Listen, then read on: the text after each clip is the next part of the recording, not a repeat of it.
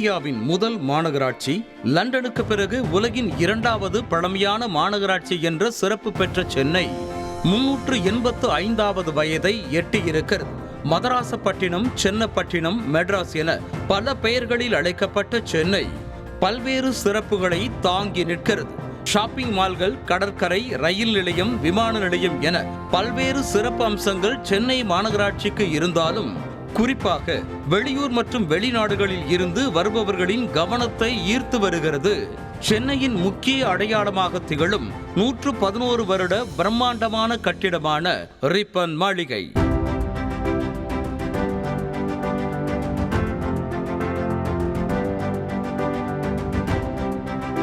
7.5 லட்சம் ரூபாய் மதிப்பீட்டில் 1909ஆம் ஆண்டு தொடங்கி 1913ஆம் ஆண்டு கட்டி முடிக்கப்பட்டது இந்த கட்டிடம்.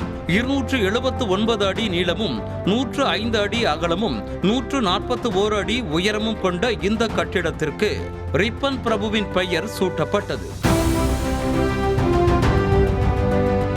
சென்னையில் முதல் மேயராக ரிச்சர்ட் சிட்டிசன் ஆங்கிலேய அரசால் நியமிக்கப்பட்டார். தொடர்ந்து பல்வேறு ஆளுமைகளை மேயர்களாக பெற்ற சென்னையின் 49வது மேயராக பிரியா செயல்பட்டு வருகிறார். பொதுவாக மாமன்ற உறுப்பினர்களால் மேயர் தேர்ந்தெடுக்கப்பட்டு வந்த நிலையில் மு.க. ஸ்டாலின், மா. சுப்பிரமணியன் ஆகியோர் நேரடியாக மக்களால் தேர்ந்தெடுக்கப்பட்டு மேயர் பதவி வகித்தனர். மேயராக பொறுப்பேற்க கூடியவருக்கு 100 பவுண்ட் தங்க சங்கிலி, வெள்ளி செங்கோல் ஆகியவை வழங்கப்படும். இந்த தங்கச் சங்கிலி மற்றும் வெள்ளி செங்கோலை மாநகராட்சிக்கு வாங்கி கொடுத்தவர் முன்னாள் மேயர் ராஜா முத்தையா.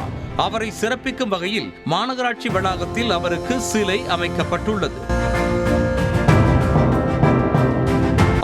1973ஆம் ஆண்டு முதல் மாநகராட்சியின் வார்டு எண்ணிக்கை 155ஆக இருந்த நிலையில் 2011ஆம் ஆண்டு மக்கள் தொகை கணக்கெடுப்பின்படி 66.72 லட்சமாக இருந்த மக்கள் தொகைக்கு ஏற்றவாறு சென்னை மாநகராட்சி 15 மண்டலங்கள் மற்றும் 200 வார்டுகளையும் கொண்டதாக மறுவரையறை செய்யப்பட்டது.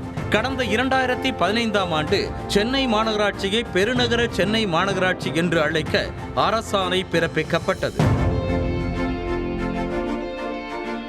தங்கள் பிரச்சனைகளை கூற ரிப்பன் மாளிகை நோக்கி வரும் மக்கள் மேயர் இருக்கிறாரா இல்லையா என்று எளிமையாக தெரிந்து கொள்ளும் வகையில் நாள்தோறும் கொடியேற்ற நிகழ்வு நடைபெறுவதுண்டு.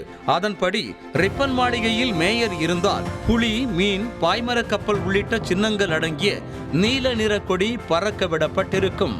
மேயர் இல்லை என்றால் கொடி பறக்க விடப்படாமல் இறக்கி வைக்கப்பட்டிருக்கும்.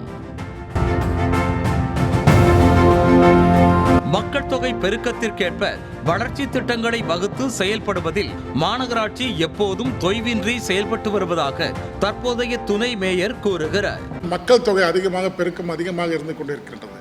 அவை மக்கள் தொகைக்கேற்ப அவர்களுக்கு வேண்டிய அத்தியாவசிய பணிகளை தொடர்ந்து இந்த மாநகராட்சி முன்னெடுத்துக் கொண்டே வருகின்றது. மற்ற மாநகராட்சியை காட்டிலும் பெருநகர சென்னை மாநகராட்சி சிறந்து விளங்குகின்றது. வந்தாரை வாழ வைக்கும் சென்னை மாநகரின் அடிப்படை தேவைகளை பூர்த்தி செய்வதில் மாமன்றம் பெரும் அக்கறை காட்டி வருவதால் இம்மாநகரம் சிங்கார சென்னையாக மாறியிருக்கிறது எனவும் துணை மேயர் பெருமையோடு குறிப்பிடுகிறார். வட மாநிலங்களிலிருந்து அதிக அளவுக்கு சென்னைக்கு வந்துக்கிட்டாங்க. சென்னை சுபிட்சமான சூழ்நிலை, அனைத்து தரப்பெரும் ஒரு நல்ல நிலையில் எல்லாரும் தொழில்துறையாகட்டும் மற்ற துறையாகட்டும் தூவமாக அனைவரும் சந்தோஷமாக இருக்கக்கூடிய மாநிலமே தான் தமிழ்நாடு தான். அது சென்னை தான் அது குறிப்பாக சொல்லணும். சென்னை என்பது சென்னை பையன் முறையில் நான் பெருமை கொள்கின்றேன். செய்திகளை உடனுக்குடனும் துல்லியமாகவும் தெரிந்து கொள்ள சப்ஸ்கிரைப் பண்ணுங்க.